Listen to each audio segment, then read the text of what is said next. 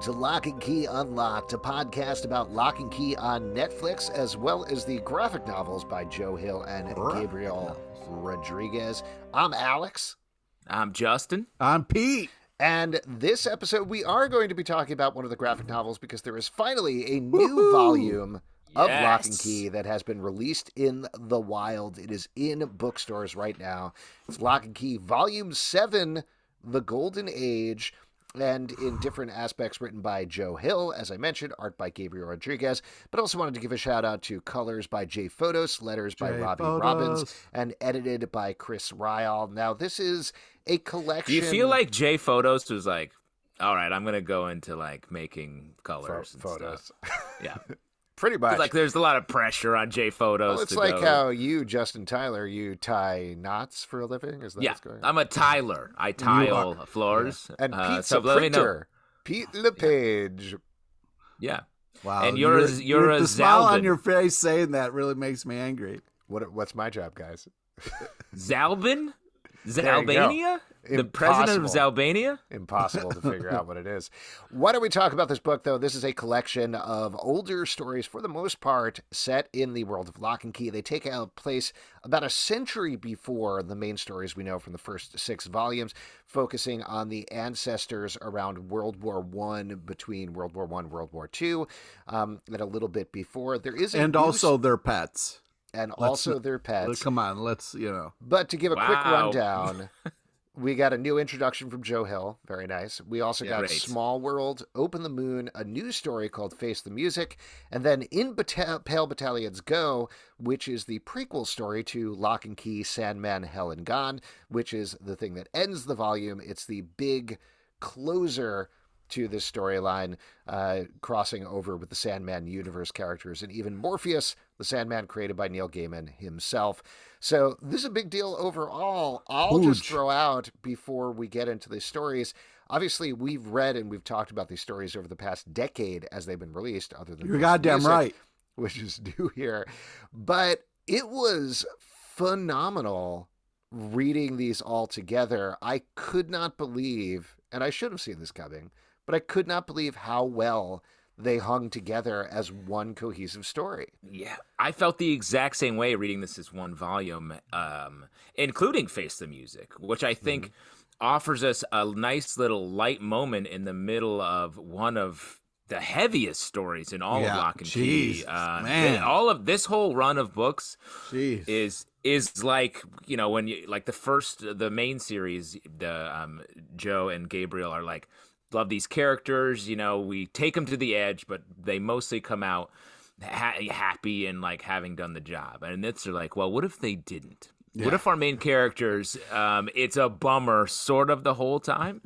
And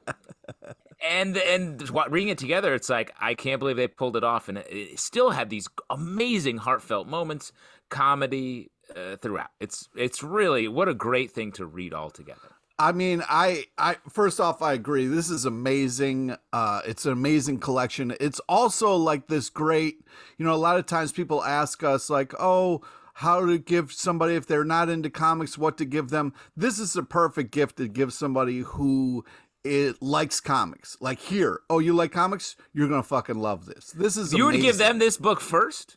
Yeah. You'd be like, this one first. Well, I'm just saying, if you like comics, you're gonna love this. This is I agree, but just to throw it out there, not that this is a deep dive as usual. They do a really good job of setting up what you need to know in terms of the magical keys, in terms of Key House, in terms of the characters, but they don't. There isn't the introduction that you're getting from regular Locke and Key from Volume 1. They assume a little bit of knowledge there because they've already covered that ground. So I understand what you're saying. This is a great volume you could add to somebody, and they could potentially jump in and probably figure it out. But it's such a richer experience for having read not only 6 volumes of Locke and Key, but the entirety of Sandman.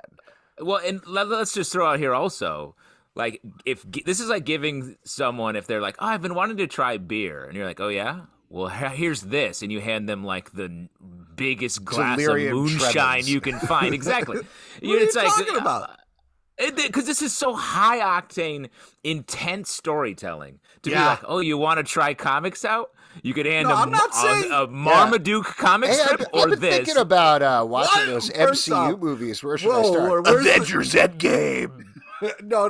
Yeah. Back up the truck. I'm saying it's hard for people who like, oh, I know that person. They like comics, but I'm not sure what to get them. This is a perfect thing because if they like comics, maybe they got the individual ones, but buying the collected thing like this is an amazing gift because if they like comics, there's so many nerdy, amazing stuff in here. This is right up anybody's alley who's into comics. I'm going to go in the other direction. I say give this to nobody. Nobody should buy this. Nobody should pick this up. What? Hide it somewhere. Bury it deep below the earth. No, I understand what you're saying, Pete, because over the course of these stories, not only, I think this is, to give you a little bit of credit, I think if you are a Sandman fan and you've never read Locke Key, this obviously is a great volume to give you because though it happens at the end, you'll then be able to go back and be like, okay, I'm into these characters. This really ties in this last story in particular very tightly with the mythology of Sandman in a very surprising way. But so you could get in that way. Also, Open the Moon, which is one of the best stories Joe and Gabriel have ever created. Well, but it ties into Winsor McKay. They also, I think, give a shout out to Ray Bradbury in that story as well. So, yes, Pete, you're right. There is a lot to like. We're just saying from the perspective of Locke and Key fans, it puts pedal to the metal immediately. And you're right in this world. And you kind of have to play catch up if you don't know exactly what's going on. But to sort of flip it in a more positive way about this book, like the way that that Joe and Gabriel have just become masters of the form in this volume of like just compact, heavy emotional moments, introducing characters and immediately understanding who they are, why they do what they do. Letting these characters age sort of quickly over the course of this volume and become adults, like leave, go to the moon, whatever happens to them. Like, the storytelling here is just so well done and well paced that it's worth. You got to read this. I also want to jump back to something you said. Like you talk about masters of the form. Like in this, you have some of the creepiest, like most amazing panels. And these guys are already known for like their combination of writing and like we've jumped at some of their panels that are so intense. Like they're scary. They're like the part where the guy is crying and like the tongue is coming through the eye hole and licking the tear. Like that is fucked up, man. That is like really fucked up. Yeah. And like what part about that freaks you out? Is it the eye tongue, the licking tears? I think it's the little mouth. Is it crying that freaks you out? Yeah. What's this water coming out of his eye hole? What's that about? Has he got a little river or stream going on? What's happening? He's bleeding water from his eyes. Yeah. What's wrong with him? Pete walks in on his girlfriend sobbing. Hey, you got one of those river things going on? Yeah. Oh man. Cool. These eye rivers are catching. That's cool. Wait, can I give a shout out before we move on, jump to something else I wanted to talk about? Justin mentioned the aging, and I think that's something, particularly with Gabriel Rodriguez's art, that is super impressive. Over the course of 6 volumes with Locke and Key, of course, we very gradually saw the characters, particularly Tyler, grow up, and he tweaked and changed the looks of them there. And that's something you can see that's impressive on its own. Here we get a greater span of time, particularly Mary Locke. We see when she's, I think, 10 years old in the first story, or 12 years old, and then she's an adult by the time we leave her at the end of Locke and Key, Sandman, Hell and Gone, as well as some of the other characters grow from being adults to old age or beyond. We see them in a lot of different aspects, but you can always tell who the character is. There's a continuity here, and that's very, very impressive. You don't see that a lot, particularly given comic book characters never age. In Marvel, in DC, they just get, beefier and musclier or less so, depending on who the artist is. The fact that Gabriel was able to create that continuity there is beyond impressive. Well, and I feel like in comics, so many people are like, well, we need an old Peter Parker. It's like, well, put a beard on him. And in this, like, Gabriel really takes the time and, like, it feels like really ages the characters and thinks critically about what it means to be older and how people, even the way they move, changes. I mean, so it's not just tossing a beard around. Like Pete, how you've gotten older and we threw a beard on you. Yeah, I just threw a beard on me. the art is bananas. Like, it's hard to keep saying that because his art is it's hard to keep hearing it. Oh, sorry. It keeps impressing me. Like, I know how good it is, and then in this there are just panels that blow me away, but also the story, the way that it's kind of woven throughout this is so impressive. I don't want to not talk about the writing enough. This is really a hell of a package and a crazy ride to go on, and man, it is worth it. It is so worth it. And then, like, just looking at the cover now, I'm seeing there's like all these hidden gems in it of like the cat is like kind of seeing the little spider, and like that's a nightmare of mine. Like, to wake up and see a giant spider and the shadows come to life. Fuck you. That's like the worst. Like, they're playing with so many emotions, and there's so many levels to this. This is really just so impressive. Now, Pete, do you think your cat would save you from a giant spider? Well, that's the great thing, too. They also perfectly capture what it's like to have a cat. A cat will be nice to you, but sometimes claw your fucking face off. You know what I mean? Like, that's both of those things are in there, having a cat. Like, sometimes the most sweetest things, but also, like, will fucking turn around and cut you in a second.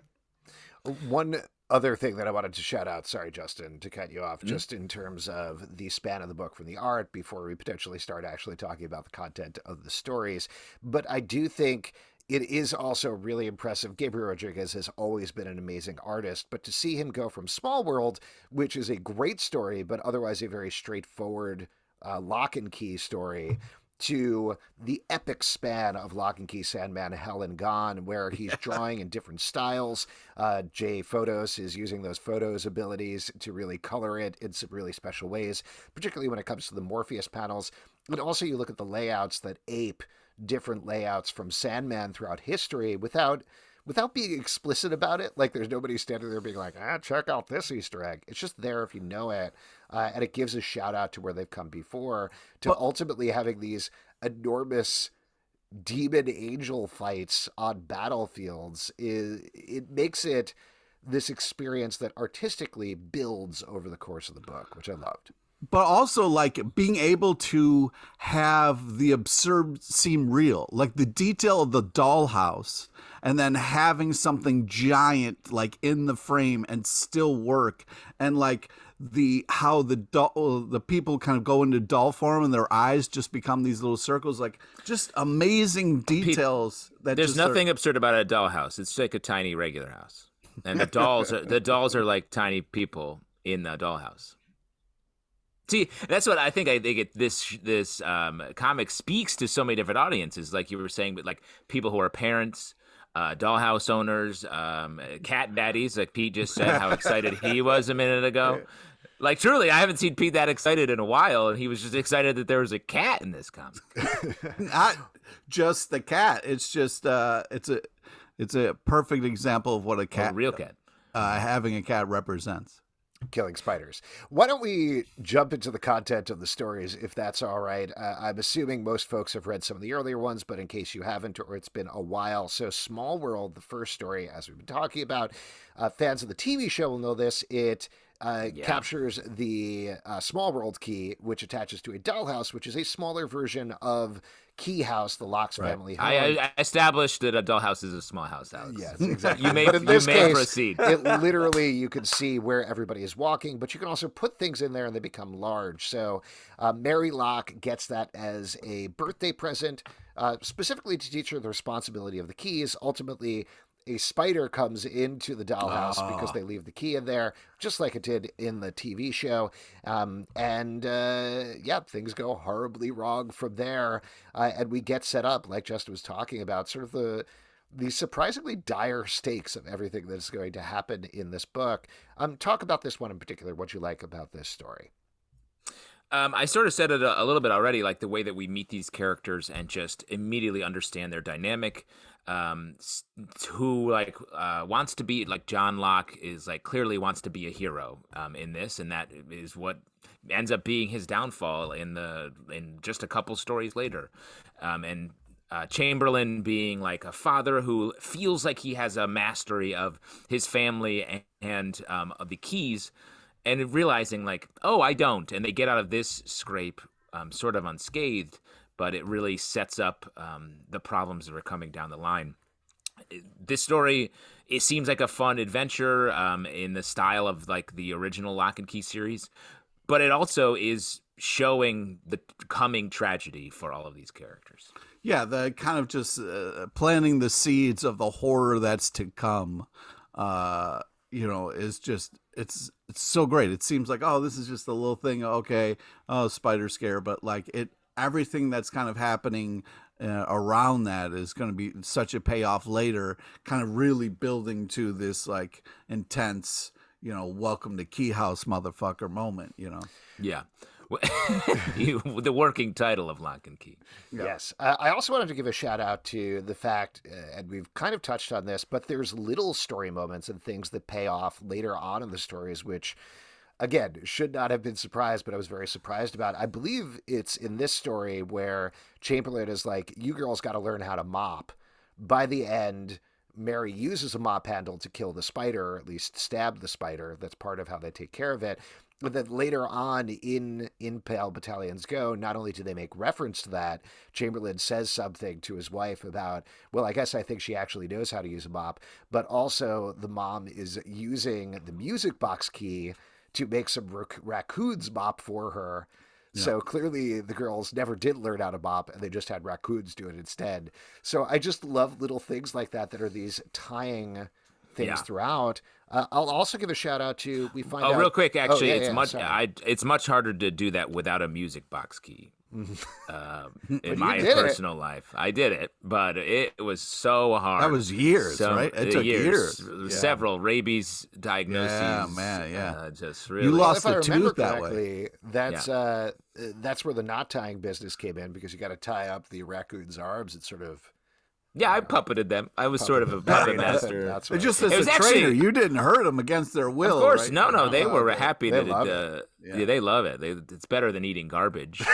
But let me just say, it would have been easier if I just mopped. I was going to say, at the end of the day, puppeting those raccoons, making the tiny mops, because they can't use regular mop. They got tiny raccoon hands. Cut out the middleman, tie a raccoon to a stick. You got a mop right there. Wow. Where were you 6 years ago? On this fucking podcast. Yeah, it's fair. That's fair.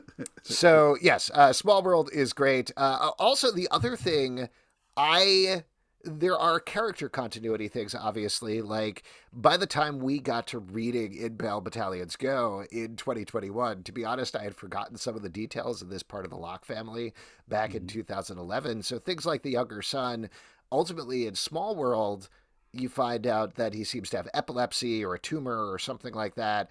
Open Moon is the one where they deal with it, and that it really pays off later on in Locke and Key, Sandman, Hell and Gone. Those bigger plot things, as well as the little Easter eggy things or the character continuity things, are really impressive as well. I gotta say, like, just the fact that you have a hot air balloon and then it like gets to the top, and like to see it like stopped on the moon, like that's as high as you can go, was such a cool. Well, why don't we jump in and talk about Open the Moon then, which is the story that makes me cry every single time I read 100%. It. Yeah, so, again in this reread. So this is dealing with the younger son has epilepsy, as we mentioned. They don't know how to deal with it. He's getting sicker. They think he has months, if not weeks, if not days to live. And he always wanted to see the world, and he always wanted to ride in a hot air balloon. So Chamberlain buys him a hot air balloon, but then has a lock made that opens the moon, takes him there so he can see the world. And it's essentially not a purgatory, but like some sort of version of heaven, like a fun purgatory. Yeah, like purgatory, but like cool. Like a purgatory, but like cool. Well, you don't get bored. You're just like, hey, this is not bad. Well, but it's not exactly heaven. You find out later that you can get to heaven from this place, but it is a transitory place where he lives with everybody. A limbo. And ultimately, they can visit him, but he's dead at this point. He's gone. And it's spoiler, Jesus guy. Spoiler for the story that we're talking about and reviewing right now. You're right. Yeah. This story is absolutely beautiful. Justin, I know you love this one. Do you want to talk about it a little bit? Yeah. Justin, you have feelings. You should talk about this. Yeah, I know. When Pete, we'll get to the unfeeling person in a second. The human stone, Pete LePage. Yeah, I mean, it's hugely emotional. we right out of the gate, you see the problem presents itself, and it feels insurmountable. So the Locke family does the impossible, and that's what they do. That's just what they always do. And to see them sort of figure this out in a way that is at best melancholic, like it's at best like, oh, he's lives in the moon, but we can't really see him anymore. And it, like when Fiona says goodbye to him in a way that doesn't say goodbye, is just like, enjoy your trip. Like, it's just this restraint, this human emotional restraint, just makes all of the emotions so much more powerful. And then later we get into the reference, the Winsor McKay stuff. If you haven't read any of the Nemo books or strips or anything, like, it's so cool the way that Gabriel Rodriguez is able to move in and out of different styles that he did in the main series as well. But here it's just so, it doesn't get in the way of the story. It only enhances the story. It's just really cool. I mean, it's the way it ends. It's such a, you know, like you're doing exactly what the character in the comic is doing. You're fucking bawling your eyes out. And then it like does this great job with just the way it ends. And it says, open the moon in big letters. And then just like stars lit by J photos. Like, it just is like such a cool way to do it. And to kind of like, even the soft landing on such a heart-provoking story is just such a smart, well thought of, well put together thing. It's just really impressive. The panel right before that, where Chamberlain is just in the hot air balloon, cry, like weeping, like letting like multiple rivers. It's sort of like a Mississippi Delta of rivers, Pete. Like so many streams, cricks even coming out of his eyes. Like, he needs to stay hydrated. Yeah, why do you even bother reading that? That sounds terrifying for you, Pete. It is. And let me also throw it, like, it's a hugely emotional story, but have you guys ever been in a hot air balloon? Because it's terrifying. It's terrifying. Never Ever do it. You think like, oh, this is going to be romantic. It's not the worst. I'm so glad we all agree, because I was like, I'm fine with heights. I jumped off rocks into lakes my whole life. I got a hot air balloon. I was like, what? This is, I can't believe how scary this is. You're in a wicker basket. Like, this is horrible. It's like riding a chair of a porch chair from Boca Raton to your death. It's not romantic in any way. No. Either romantic with whoever you're with. The person working the balloon is so over it and so like dead to like emotions, and is just like. I feel like that's I haven't done this. It's just I'm terrified at heights, so I would never do it. But I feel like that's another thing that kind of cuts into the romance, right? Like, you're like, oh, we'll have a romantic flight in this terrifying thing with another guy who doesn't want to be there. Often a surly person. And let me say, they're the pilot of the hot air balloon. Their only piloting skills are like more hot or drop sand. That's all they got. Then they're like, oh, it's windy. Because it's a wicker basket. There's no steering. I guess we're going to land somewhere random, because they're not in control. They can't steer it. It just goes up and down. And they you don't end control up, the wind. The one I did, the guy was like, and we keep this bottle of champagne because we land on someone's property, and then I give them the wine and hope they're not mad. I was like, that's your plan? That's your job, your life every day? You will hope a stranger is not mad at you for landing a weird ottoman on their property attached to a bunch of fucking plastic full of hot air? That champagne should be for us, man. That's right. I need something stiffer. Exactly. By the way, I should mention later in the podcast, we're going to be bringing in our friend Reginald Balunatic to talk more about this. But why don't we move on to the next story? I'm nervous about that interview. Let me tell you. I hope he's not listening. Face the music. Reggie Balunatic.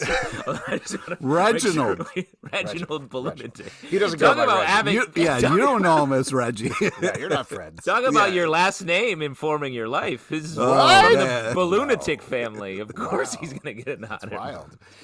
Face the Music is the one new story in this collection, other than, of course, the introduction by Joe Hill. And in this, we see Chamberlain doing a little bit of an oopsie when it comes to a family fun day. Oh, my God. To put it lightly. What do you think about this new one and how it fit into the overall narrative?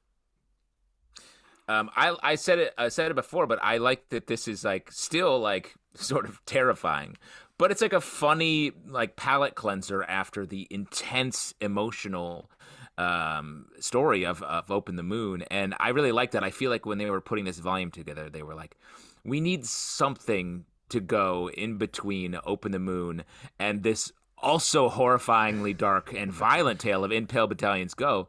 So like, let's do something that's light and also scary. It's scary as fuck. Yeah, that's exactly what it's like to have a cat. It'll cut you in half. You know what I mean? Like, it's just one of those things. But also, yeah, it starts so sweet and adorable, and then it's just like, yeah. And the shot of the cat like licking, its paw, maybe the blood off its hand as it's eyeballing you in a sweet way, is just like the perfect kind of like, description of like, it's sweet and innocent, but I got claws and I can make a big difference in this world. Well, and two other things that I'll mention. One, on the cat bed, it does bring back the cat from Small World, who otherwise we don't really see throughout the rest of the volume. So I think that's a nice callback. That's a nice shout out. But the other thing is it shows, once again, it just sort of doubles down on the idea that these keys are sometimes literally a double-edged sword, where you think you're going to have fun, you think you're going to create these orchestra that's going to have a nice time, and all these automatons, or whatever you want to call them, who are out there with the family, but ultimately they all get sliced in half, and it's horrible, and it's terrible. So that's the same sort of thing that we see happen for the most part in Pale Battalions Go and in Locke Key Sandman, is the keys can bring you something sweet, they can do something nice, but there's always going to be a cost there at the end, and that's what just like a cat.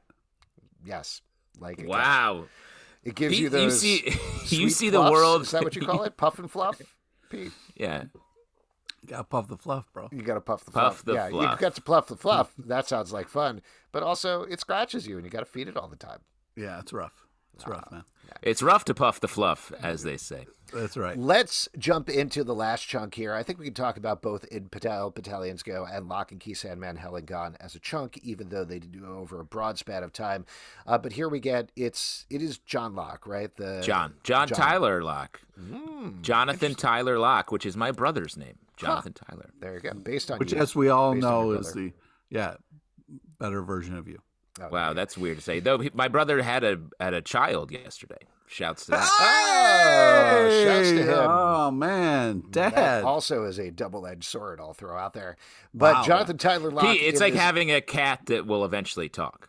Oh, I was going to say eventually murder you. Okay. Oh, that could happen. All right. Could happen. In this book, Jonathan Tyler Locke really wants to fight in World War I, but he is too young to do so. Ultimately uses the keys to age himself up, goes there, and then brings the war back to Key House, which leads to the death of his mother and also his suicide by Titanic, which is something that was the Titanic was also set up earlier on when we were talking about this, which I thought was kind of neat. And that leads directly to years later, Chamberlain is lying dead and crazed because his whole family has left him except for Mary, who literally makes the key to hell, goes through the dream world to try and bring back her brother from hell so he can let her father know it's not his fault.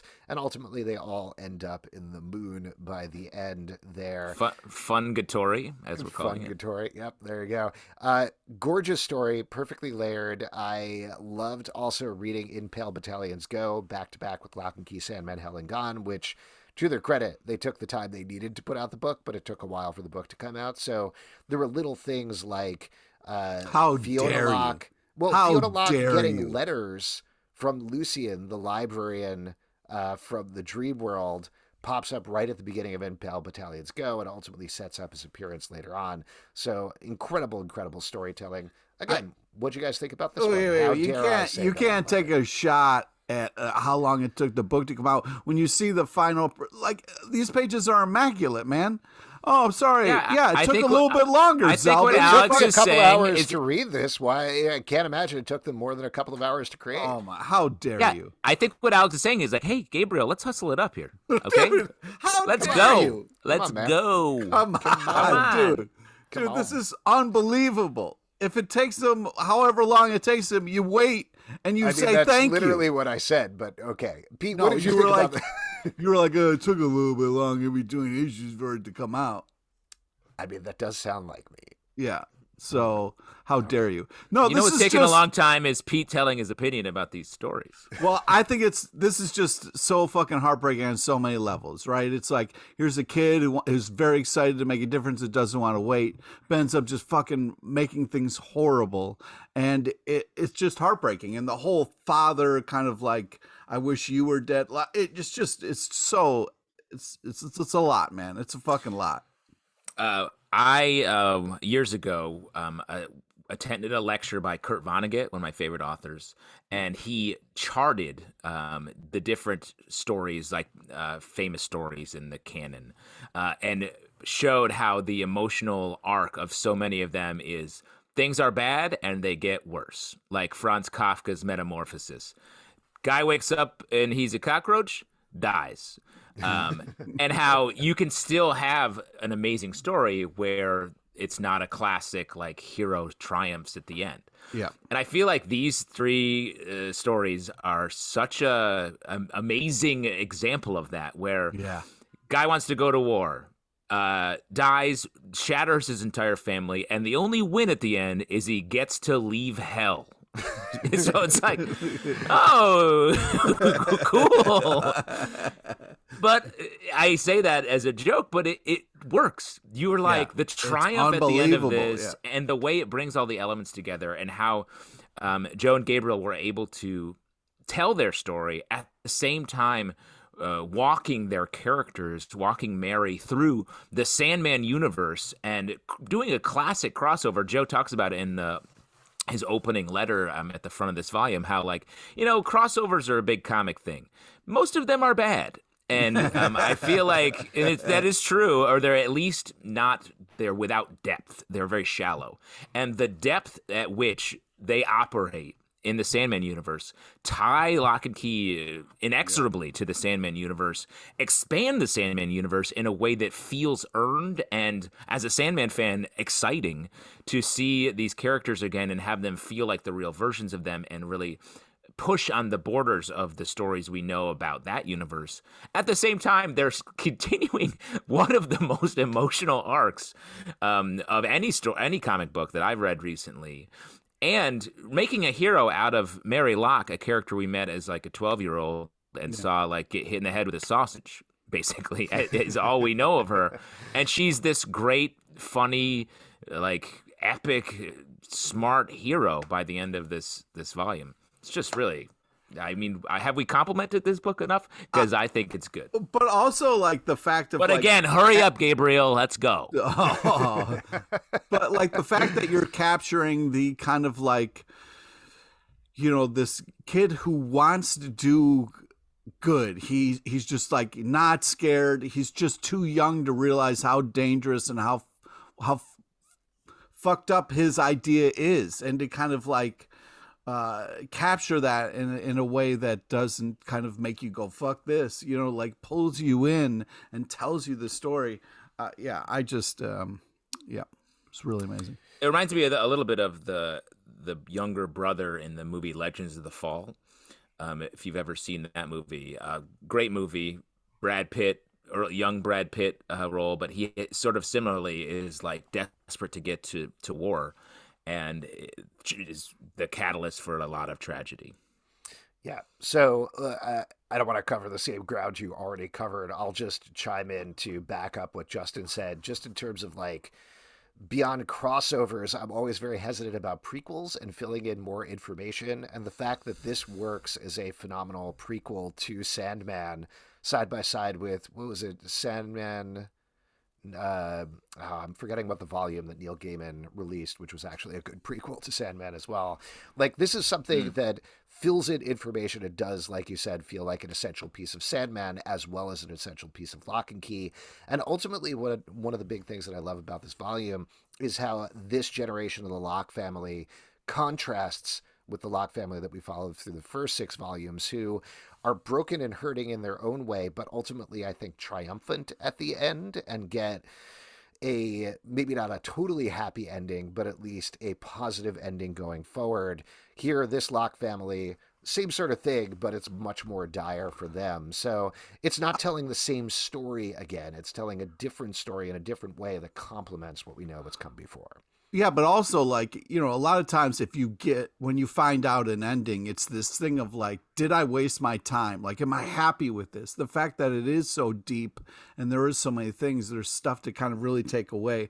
Also, you want to talk about doing things and putting a new thing on it. Like, we kind of had that famous E.T. shot where it's the kid and with all the teddy bears and all the things, where it was like E.T. in there and like which one's real, which one's not, was such a like fun twist on that. And it was such an interesting kind of like way to start that whole kind of like teddy bear attack thing, which, seems insane, but it's also a lot of fun. Yeah, there are two last things that I wanted to say here. One is that overall, obviously, this is a phenomenal volume, but it really, like we talked about at the beginning, recontextualized what I thought about these stories. I thought about them as sort of these times past stories, like over in Starman, where it was like, oh, you're filling in the information and you're kind of fleshing it out and contrasting stuff. But really, this works as its own volume. Like Pete was saying at the beginning, if you're a fan of Locke Key, if you're a fan of Sandman, if you're a fan of comics, you can just pick it up and jump right into it, and that's great. But the second thing that this immediately made me think of when I was reading this, that I think to segue into a different topic for a second as we wrap up here, is since the last time we taped the podcast, there was the news came out that Netflix is ending the TV series with season 3, which has already been filmed. It's already done. As we're taping this, we don't have a premiere date, but I believe there's going to be 8 episodes to wrap up the series. Reading this volume, I was really bummed because we might get to see some of this material potentially in the final season, but really this volume shows what potential there is for Locke and Key as a franchise, as a TV for other show. Stories, yeah. Yeah, that I think they can wrap up the story of the Locke family that they're telling on Netflix in 3 seasons. That's great. But I would look forward to like a Locke and Key, the Golden Age season, where they go back and show this iteration of the Locke family or other generations before that. And now it sounds like we'll never get that. Yeah, I mean, you never know. Yeah, I think there's a chance you could sort of reboot this show. The show's already been through so many different attempts. So I don't think it's completely off the board. I agree with you, though. It is a bummer to know that it's the last season, but exciting that we will get a true last season of the show, and it's not sort of something that is going to be open-ended at the end of it.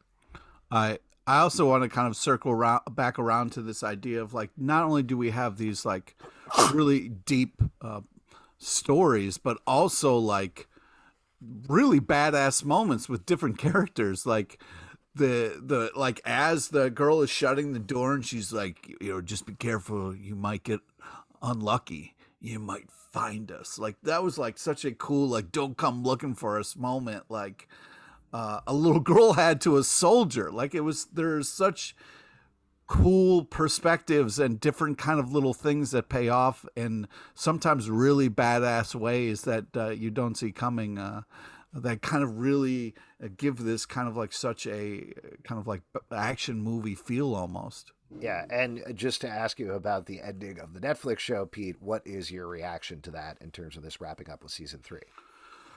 Well, I mean, part of me is very happy that like, okay, there is no coming out date. Maybe they might do some things and say like, okay, if we know it's ending, maybe we kind of like, I'm a little upset that they didn't get to write it and kind of get to celebrate it. And like, this is the last season. These are the things we want to do with this character. But I'm at least glad that it ends at the end when they kind of finished a season or a thing. So we don't kind of have this, like maybe last episode or something where it's a cliffhanger. We don't ever get to see what happens. So I don't know. It's heartbreaking, but also I'm hoping we could just start a Kicksaver or a Kickstarter and give Kicksaver. Give Gabriel Rodriguez like millions of dollars to just like animate this and make it. Oh my God, that's going to take forever. That guy has to hurry up. Come on, I don't care. Come on, it'd be amazing Gabriel to watch like this art. I guess how you're thinking like half-hour episodes, so that should take him about a half an hour to make or something like that. Oh my God, you are the worst. That's how it works. You're a horrible boss. Thanks, man. There are a lot of real quick in the volume still. Jumping back to that, there are a lot of new keys introduced here. Yeah, because as much as we talk about the TV show's ending, the comics can just keep going on and on, and exactly. The world continues to expand here. We get the mailbox key, the like Spectacles key, the key to hell, the matchstick key, which I believe first was introduced in the show, shows up here, which was kind of neat as well. Yeah, I agree. That was cool. Heck of a way to light your cigarette. Heck of a way.